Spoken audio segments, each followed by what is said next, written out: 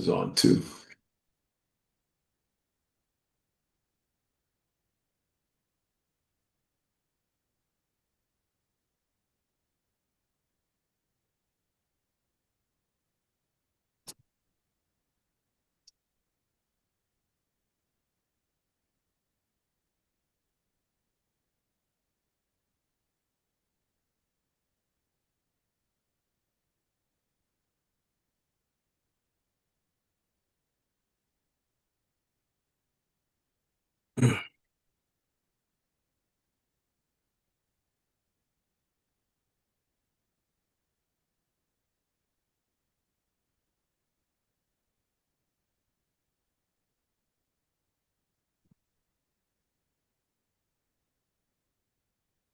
Nin, is Greg on his iPhone? He For might be purposes of text message. understanding, so I can invite him in as a panelist. Let me just check with him. I see a Greg iPhone, but I don't know if it's him or not.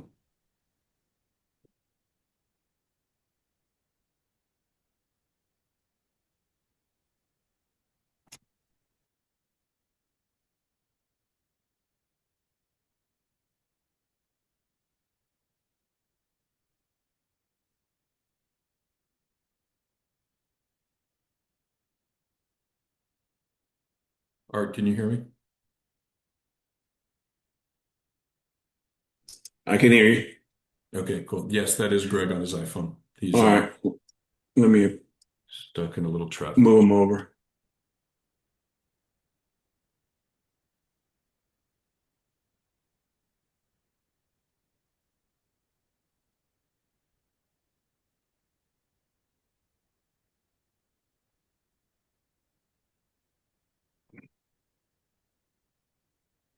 All right. Um,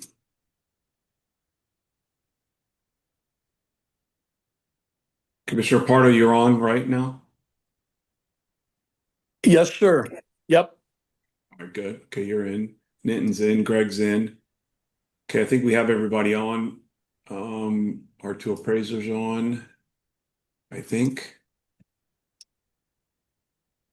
I thought I saw Charles here Yes, he's somewhere. here. Yeah.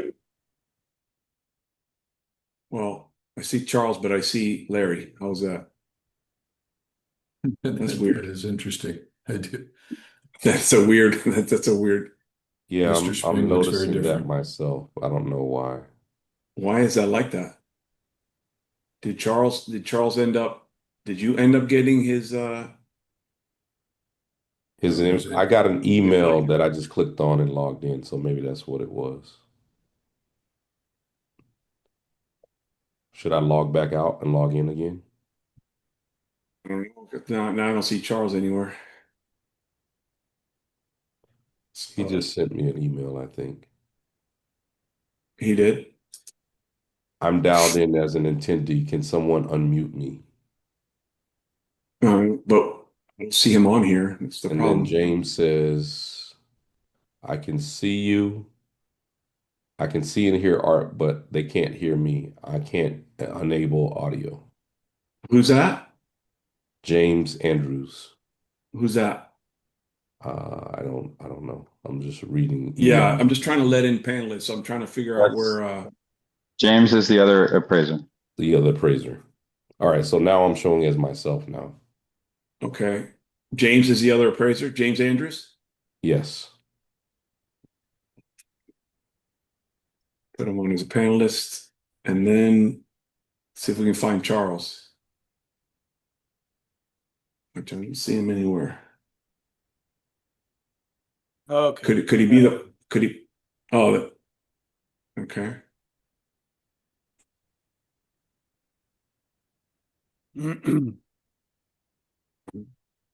James, is Charles joining us or no? Do you Yeah, know? he is. He's on the phone. He dialed in. It's what's his number? Is it 305-300? Yes. That's it? Yeah. 305 Let me 300 9395, 5887. I think. No, I see a 5887 here. That might be it. Let me Can you tell you. confirm it for me before I? Yeah, just a sec. Um, His number is 305-300. He just sent me an Yeah, email. 5887. That's right. All right, I'm gonna.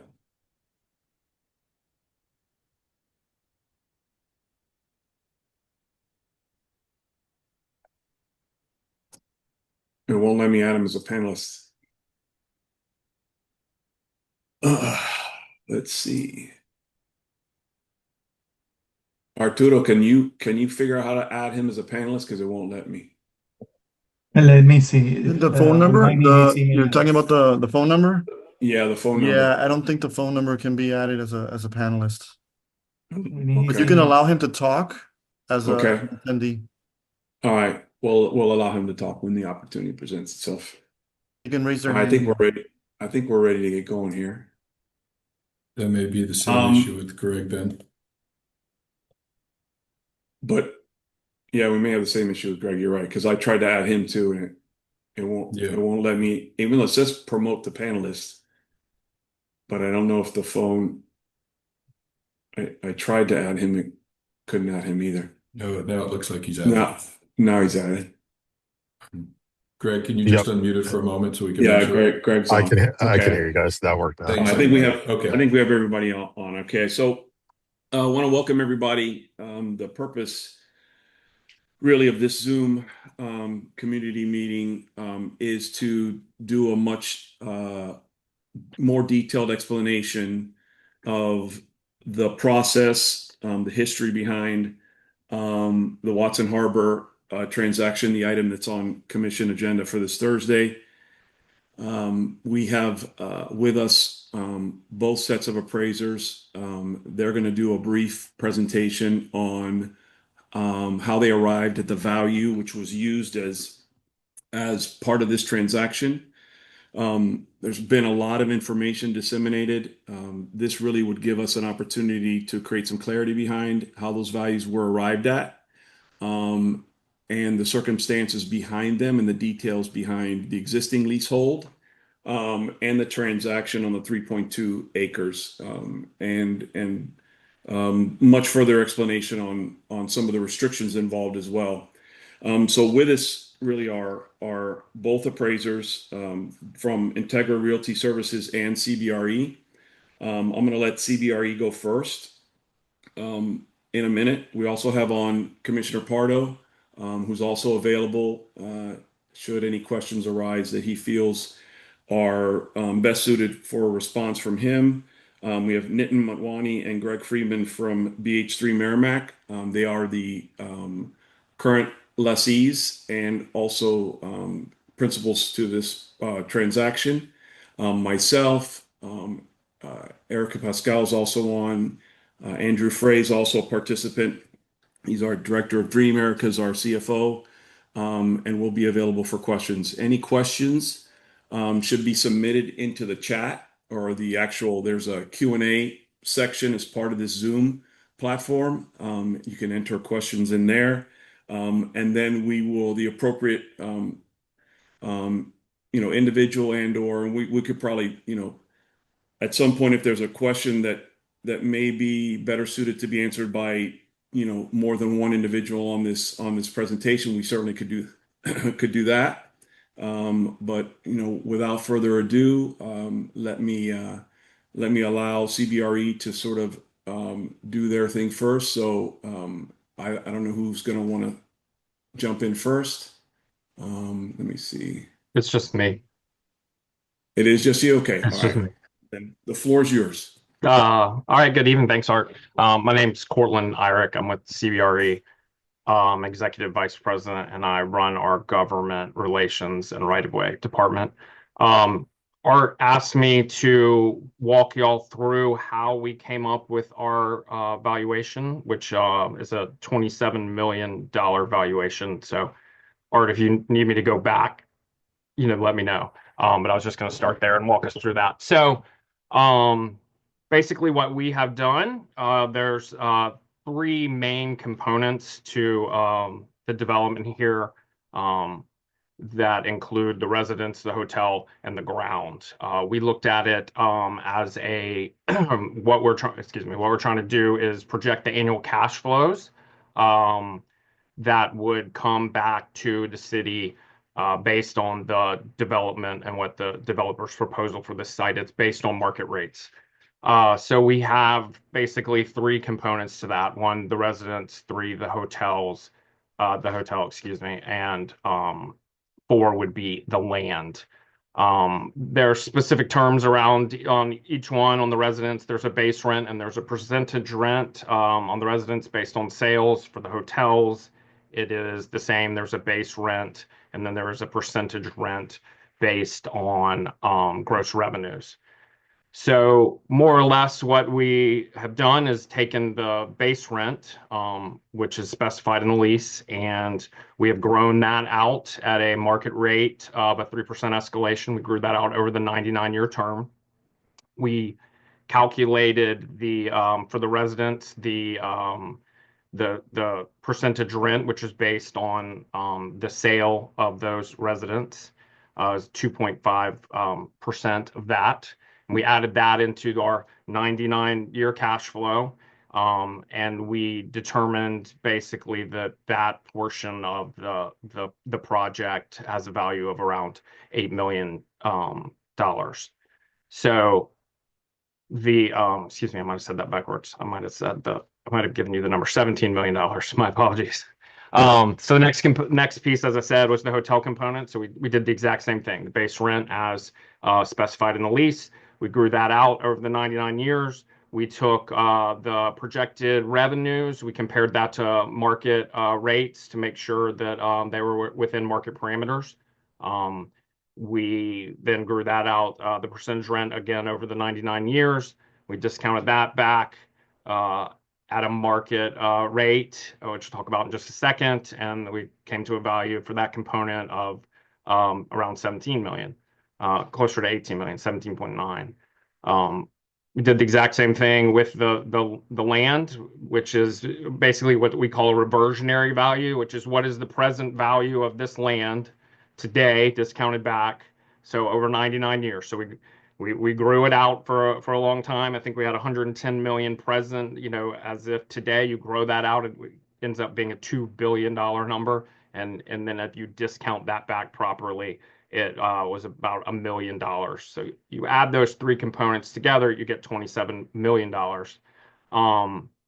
You heard me talk about discounting, which is taking future payments and turning them into a present value to today. So we went to the market and looked at what a appropriate discount rate would be for these components for this project.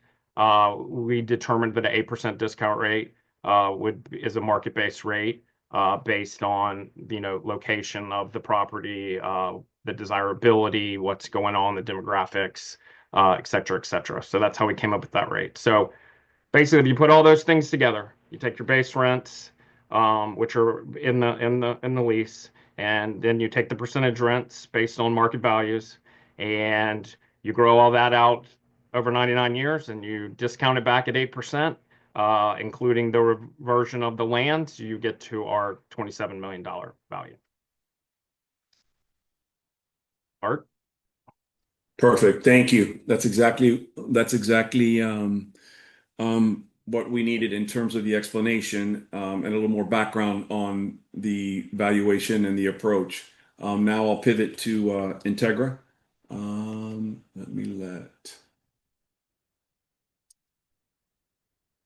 Charles, you there? Hear us? Can you hear me? Yeah, we can hear you. Excellent. Nice to see everyone. Thanks for the opportunity to speak. The process that we followed is virtually identical to what Eric just described. To come up with the current market value of the city's leased fee interest, we estimated, we projected the contract rents, base, contract rent, participation rent in hotel operations, participation rent in condominium sales over the lease term, discounting all of the year's projected revenues back to a net present value. And what the city ends up owning is the right to collect that rent and the right to receive the property in return at the end of the lease. So we estimate at 99 years, any improvements are going to be of nominal or zero value due to depreciation. But 99 years, really what you have left is the land. And the process is the same. We estimate the current market value of the land unencumbered. We grow it out to the 99th year to come up with a projection of what value the city is going to receive back at the end of the lease, and we discount it back to present day.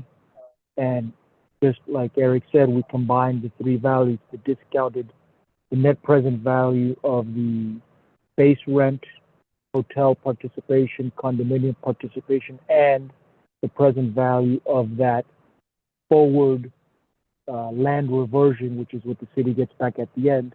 And that's how we come up with our estimate of value, which I think is 28.9 million. Give me a second. I'll confirm that I just closed.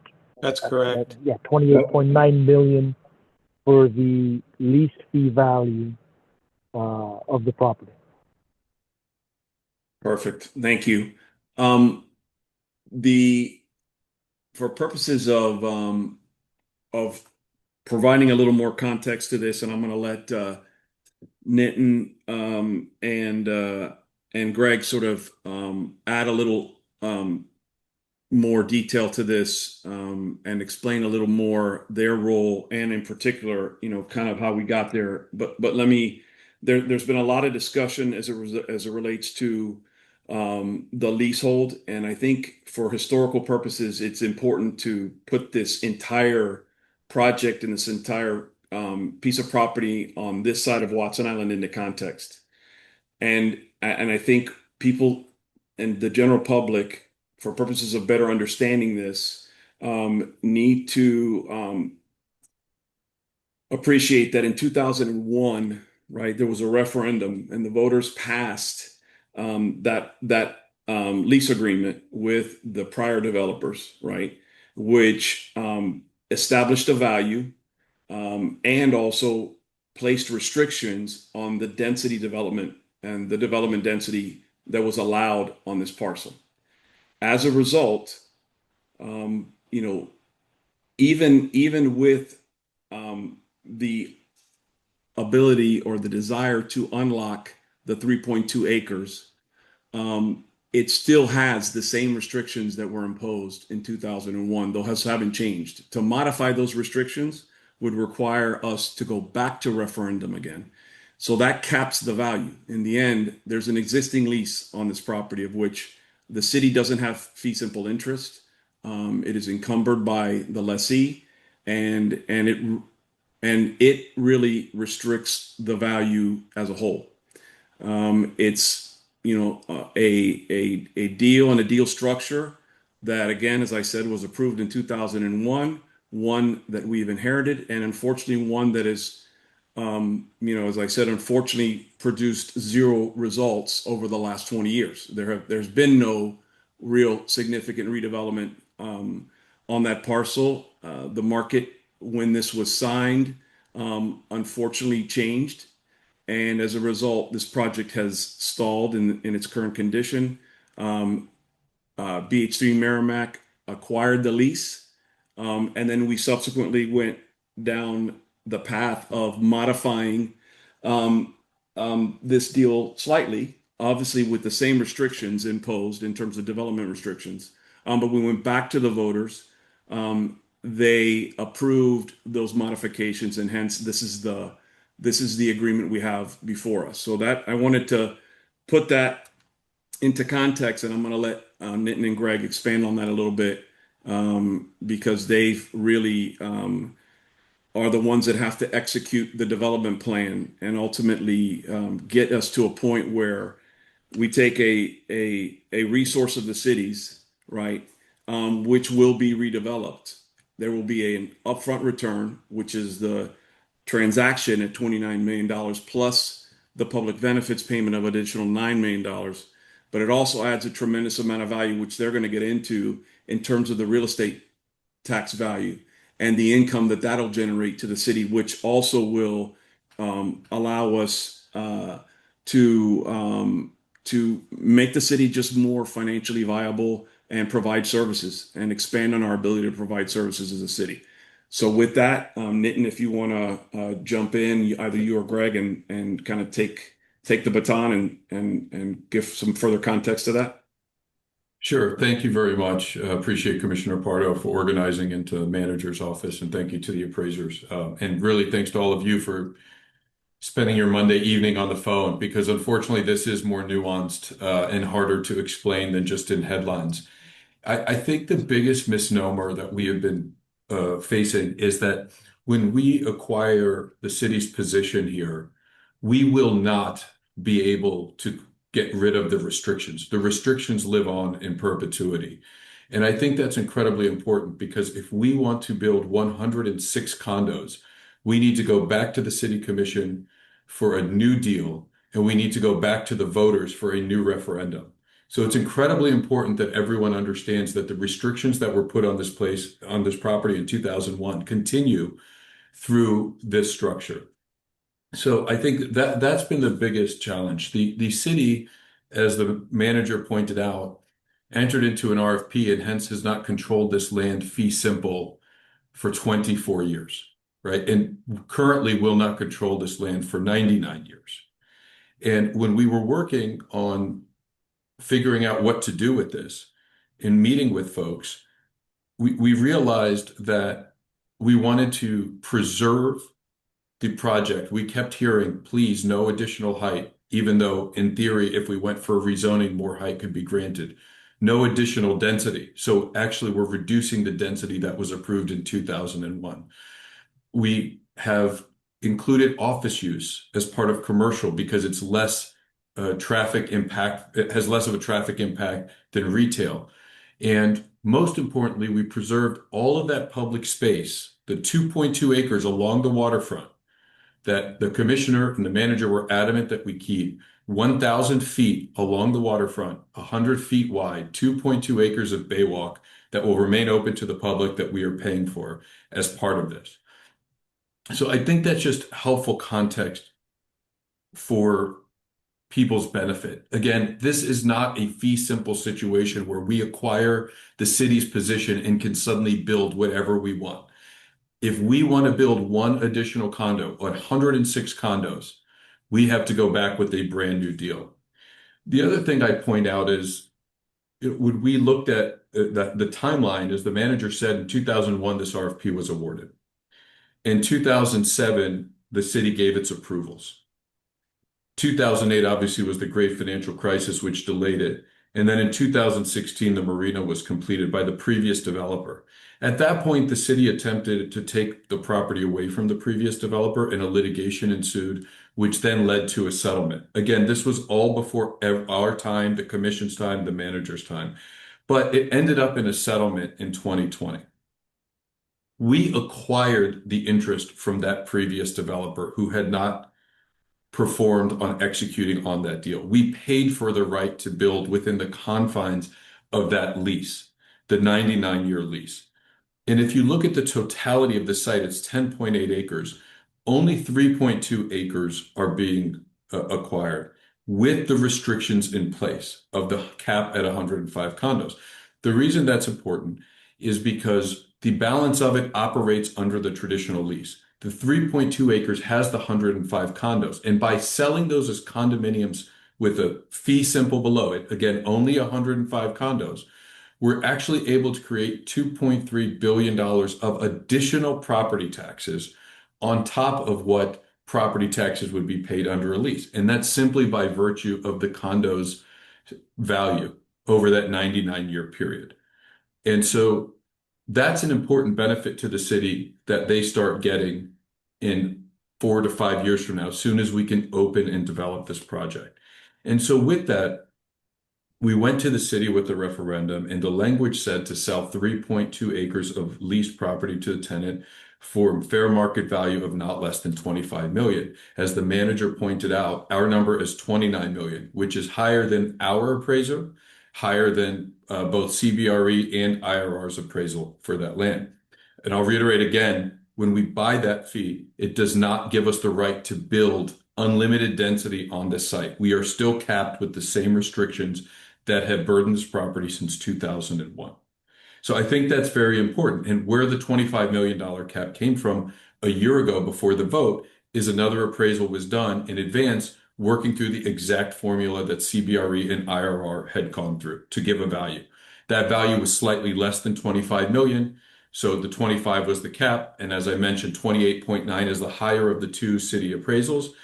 I should also say the state opined and was part of this negotiation with the appraisers, scrutinized it and approved the value at 28.9 million. And our number is 29 million. As the manager mentioned, there's an addition of 9 million of public benefits on top of that. That's on top of the seawall. That's another 3 million. That's on top of the Baywalk, the 1,000-foot long promenade that will be part of our public space.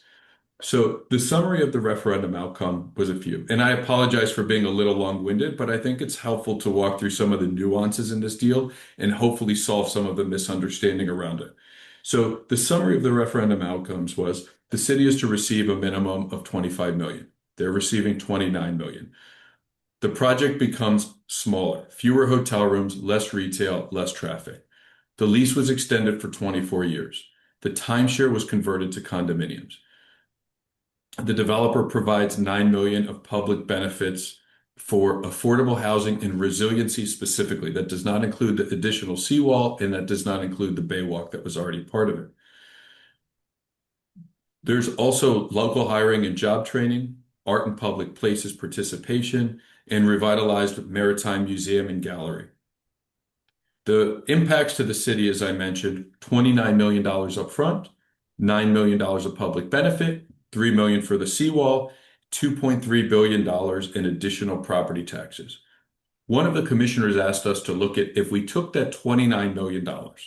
So forget the public benefits component, just the $29 million, and you put it into a CD earning 3% interest. What would that turn out to be? Well, over the course of 99 years, that would lead to $525 million for the city versus $443 million in lease payments under the concurrent structure. So if you take what both appraisers did and simply say, what is the current lease structure pay over 99 years? It's $443 million. By simply taking $29 million and putting it in a CD for 3%, you'd end up with $525 million. In addition, the property taxes, so I can be specific, would be about $1.3 billion under the current structure, and under the sales structure would be about $3.6 billion. So again, creating an incremental $2.3 billion in property taxes for the city, starting as soon as we open the projects in year 4 or 5.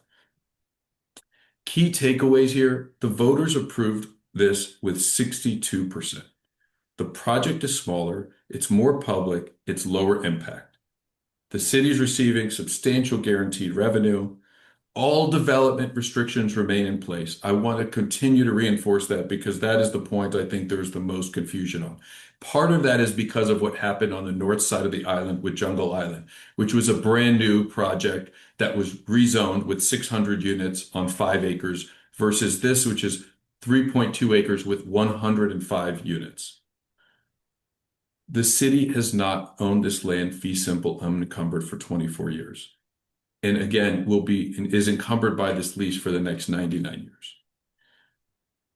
years.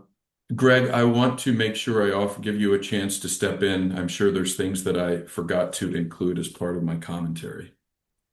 No, I think you did great. And again, thank you everyone for your time. I think the one point to just reiterate is that what the city will receive under the lease for the next 99 years is less than what it will receive under this structure based on what Nitin just went through, what the appraisers analyzed, and the analysis that was done on the property tax side that's been triangulated and confirmed with the city as well in terms of the millage rate that would go to the city. So it's a better deal for everyone. It's truly a win-win where the project viability increases and it enables us to deliver something that has been long awaited with less density and intensity, a better experience and more revenue and more net dollars to the city than under the existing lease. The one last thing, I'm sorry, is before, Mr. Manager, before I turn it back over to you, is I just want to reiterate of the 10.8 acres, we are only acquiring 3.2 acres. The balance of the land remains subject to the 99-year lease that has already been approved and in place. And again, the reason for the 3.2 acres is because that's the tower, the luxury tower where the 105 condominiums reside, allowing us to sell those and generate more property taxes for the city and also to pay dollars upfront that can be utilized or grow, as I mentioned, at the 3% rate. Thanks, Nitin. I'm looking at the questions that are being generated as part of the Q&A, and there seems to be an assumption made by a few individuals that why don't we just terminate the lease and just put it out for referendum? Will you explain from your perspective? I certainly can. Ours, we have a binding leasehold and an agreement in place. We can't just arbitrarily terminate it and reshape the deal or retrade the existing agreement. That lease binds the city as long as the lessee is not in default, of which you are not and have not been. But explain a little bit. It's fairly straightforward as to why it is that the city doesn't have the ability to just simply terminate the lease and rebid it, re-RFP it, or do a straight transaction and sale versus our required adherence to the lease as it stands now. Well, I think unfortunately the city attempted that in 2018 with the previous developer. Again, that was before this administration and before we were involved. And that did not go well for the city and ended up in the city having to actually pay that previous developer $20 million as part of that settlement. It is a enforceable 99-year lease that we paid a significant amount of money for.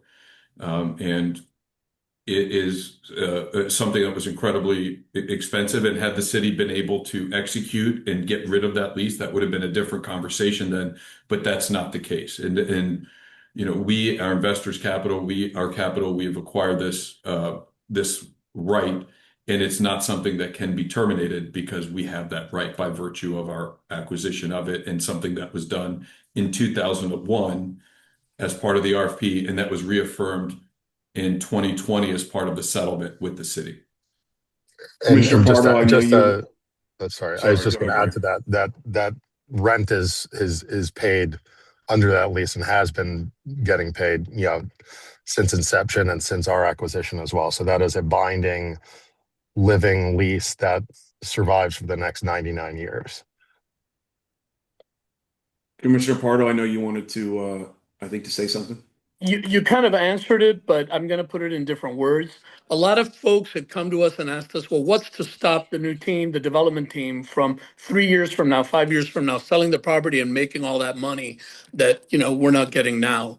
So I just thought maybe you could address that in different words. Sure. I think that the answer is we're developers that are both based here that want to continue to perform here. We've had a long history here. And most importantly, if we were to sell it, the next buyer would still be obligated to build within the restrictions that were approved in 2001 and reaffirmed in the 2020 settlement. They would not be able to build any more than 105 condos without going back to the voters and the city commission and negotiating an entirely new deal. Right. Yeah, and Commissioner Pardo, I would just add to that I think that because ground leases are not the norm here historically, like they are in other places in the country, like New York City or other countries like United Kingdom, where it's commonplace. The people refer to fee simple interest because people own their homes and they own that. But fee simple interest in the context of what exists here with a ground lease, the fee simple interest is the sum of what the city owns, which is the landlord rights to collect the rent under that lease for the next 99 years. That's all the city owns. and what we own, which is the leasehold rights to that lease for the next 99 years that we continue to pay rent. And as the appraisers referenced, that there's base rent, there's percentage rent, and there's reversionary value. We own that side of the equation. So the value of the fee simple interest, whatever that is the sum of what the city owns and what we own. It's not, neither one of us has fee simple interest as we sit here today. So I think that's been some of the cause for the confusion of like, oh, well, the property might be worth X. Well, whatever the property is worth today, if it was, sold on the market as fee simple, the sum of that, those total dollars would not go to the city because the city only owns their rights that were appraised, which is the stream of rents that are to be paid over the next 99 years. The city does not receive $1 more and cannot receive $1 less. It owns what it owns, and it will own that for the next 99 years. Thank you. That's exactly it. Thank you.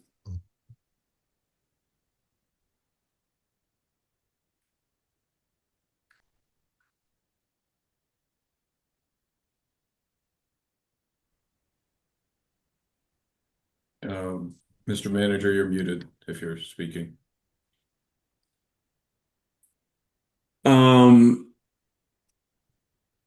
So there is a question as to whether or not there's an existing lease in place, and some confusion over the fact that there's this assumption that the lease was somehow terminated when it wasn't. I think it might be beneficial to make that lease public, which I think we will at some point. Probably share the leasehold. It's a pretty substantial document. Nitin, do you know how long it is? It's a pretty long. I don't know if maybe Andrew knows as well. But it's a pretty substantial document. Maybe we can make it available, because there is this assumption being made that the lease doesn't exist for some reason. Greg, did you want to say something? No, yes, the lease has been activated and going back to the settlement in 2020. There over the 10.8 acres, there's multiple components to the project. And there's kind of, if you look at it as one overall master lease that governs that entire section of Watson Island, that has the marina component, it has the lifestyle hotel component, it has the retail and parking component, and it has the components for our 3.2 acres, which includes the residences and the hotel. Each of those, in the aggregate, the rent is $2 million per year as the sum of all those components. That is the rent that is paid. And with the settlement in 2020, the leases for the retail and the parking became effective, and the leases for our tower and the other tower, which rent is paid on every month. The term, the 99-year term under those leases, the clock starts ticking on those when we commence vertical construction. So if we start, as planned, if we start vertical construction in 2027, the maturity of that lease would be 99 years after 2027. So that would be 26. And I think another, misunderstanding is, why is this land, quote unquote, only worth 29 million? And I think, as Greg was pointing out earlier, that's not the case. The case is the city's interest in that land. We have over $100 million already invested in this property because we bought the rights to this lease, this 99-year lease. And so I want to make that crystal clear for folks. We are already in for that amount of over $100 million. And we're buying this for 3.2 of the 10.8 acres. The other thing I'd say is the state gave this land to the city. They have requirements for what can be done there and what should be done there. They were a part of approving this, not just the valuation, but the process and what will be built on this site. So I think all of that's also important. There's an existing lease, as Greg just articulated. We are current and good standing on it, and we look forward to starting construction as soon as possible, so the city of Miami could finally start benefiting from this great piece of property.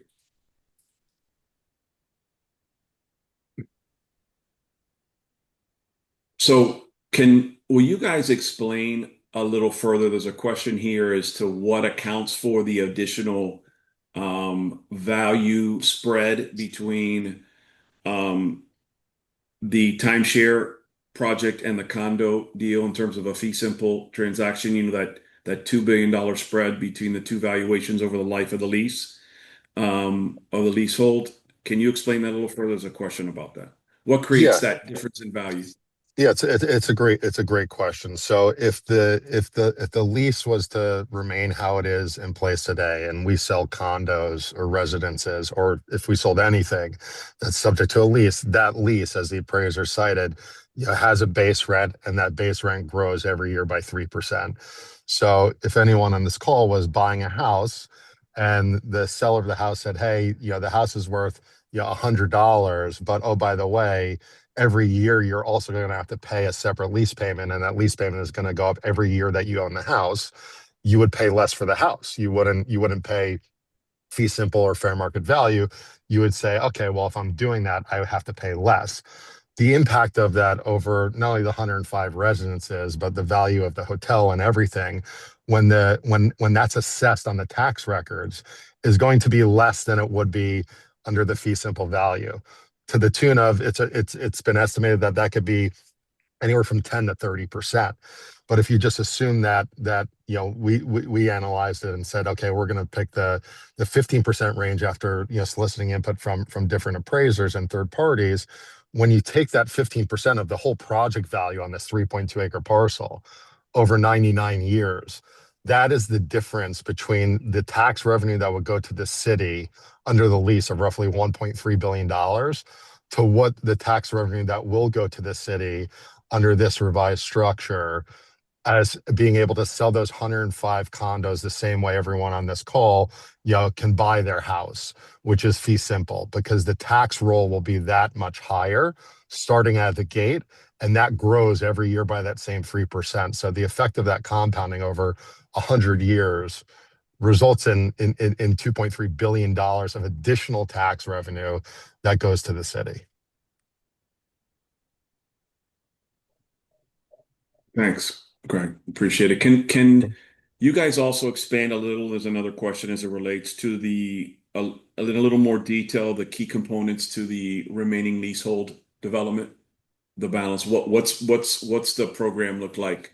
Maybe in a little more detail for the remaining property that will remain under lease, the hotel and commercial piece. You want me to take that in, or you? Yeah, go for it, Greg. Yeah, so the remaining 7.2 acres is for the lifestyle hotel and for the retail and commercial component. The whole site, which includes our 3.2 acres as well, is approved for up to 500 hotel rooms. That's the max, 105 residences, and roughly 300,000 square feet of retail. The program for the project, including our luxury tower, has the 105 residences, roughly 100 hotel keys, and the current program for the lifestyle hotel is roughly 250 hotel keys. So there's going to be significantly less, about 30% less hotel density than is approved. And to put it in perspective, and Nick can speak more to what 300,000 square feet of retail means relative to other big projects like Miami World Center. But the retail and the commercial component is still being programmed, but that is going to be significantly scaled down, where it is not going to be 300,000 square feet of retail. It's going to be significantly less. It is meant to be more experiential and tied into the public domain. And explain why. Why is it being reduced? It's strictly driven by the market, correct?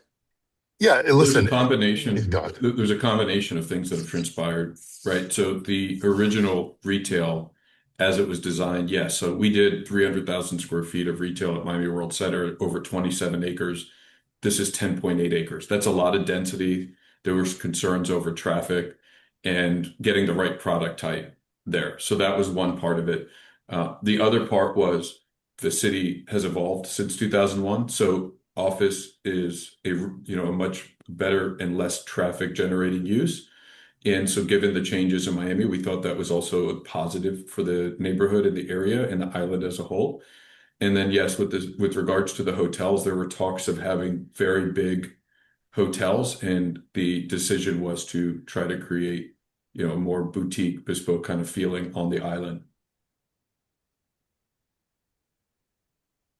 And also the original design going back to 2001 was almost like a shopping mall in the middle of the property, and to service that much retail, your parking, becomes the biggest center of gravity in the project in terms of the biggest eyesore. So it's not only traffic, it's parking, it's viability, and obviously, as we sit here 24 years later after that RFP, 300,000 square feet of retail is just not viable use, and it's not what we as developers or the constituents in the city want.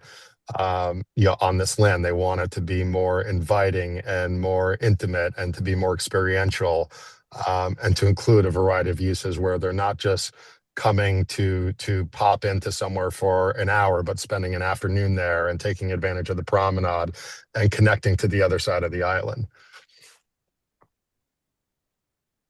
There's a question and sort of slash comment being made in the Q&A with regards to transparency. And so I want to reiterate, so this doesn't get washed over. This has gone to the voters twice, 01 and last year. And I think, and vetted at a number of different commission meetings and public meetings also, in both iterations, having gone to the voters. So this has never been done in some sort of veil of darkness. It has been discussed at commission meetings.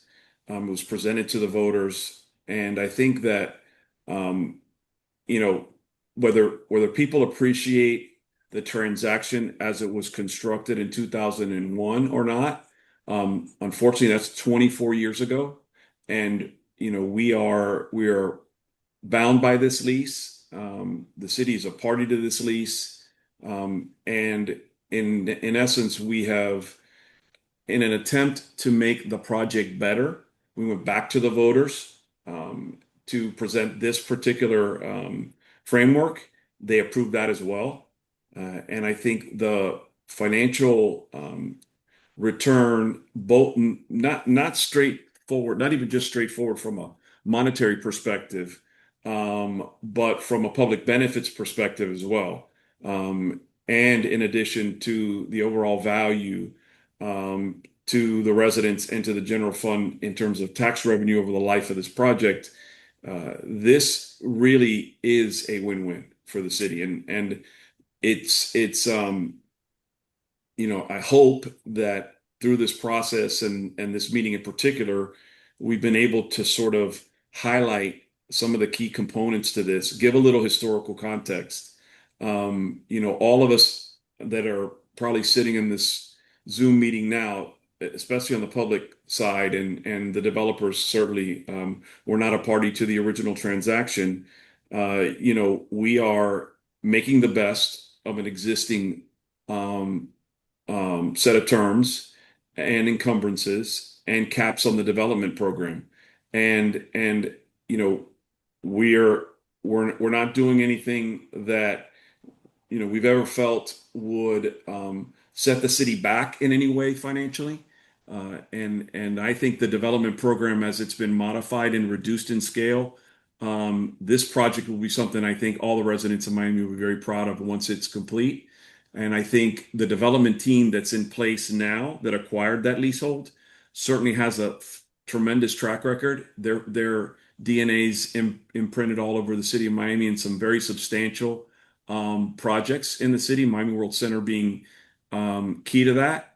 And so, there's a resume there and a very good one. And I think, when you talk about the proper execution of what was intended in 2001, I think we finally get to a point where the vision and the overall benefit is finally realized.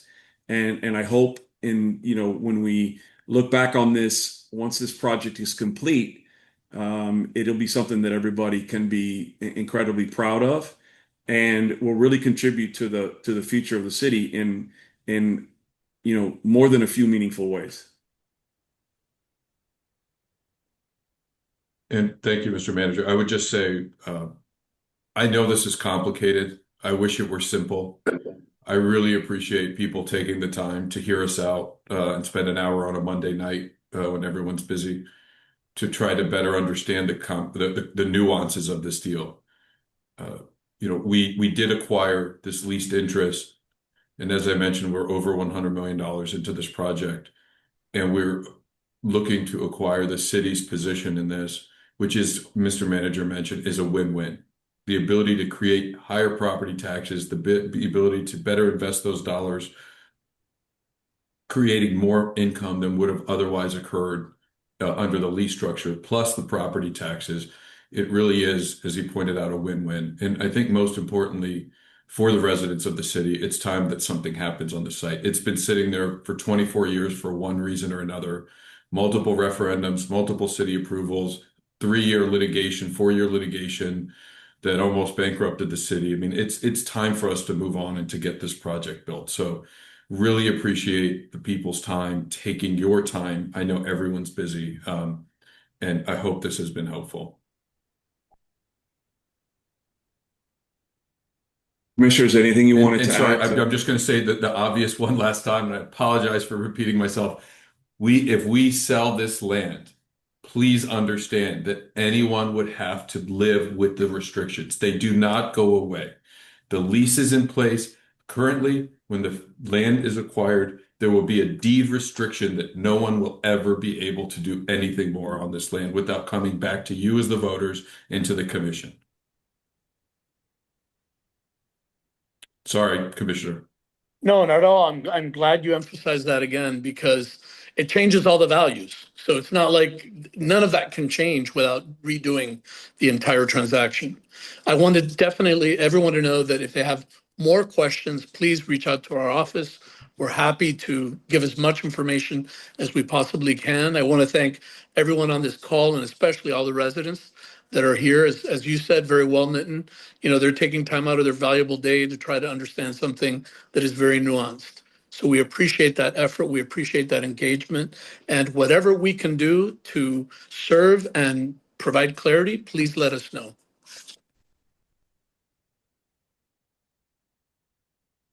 Thank you, everybody. Thank you, Thank you. everybody.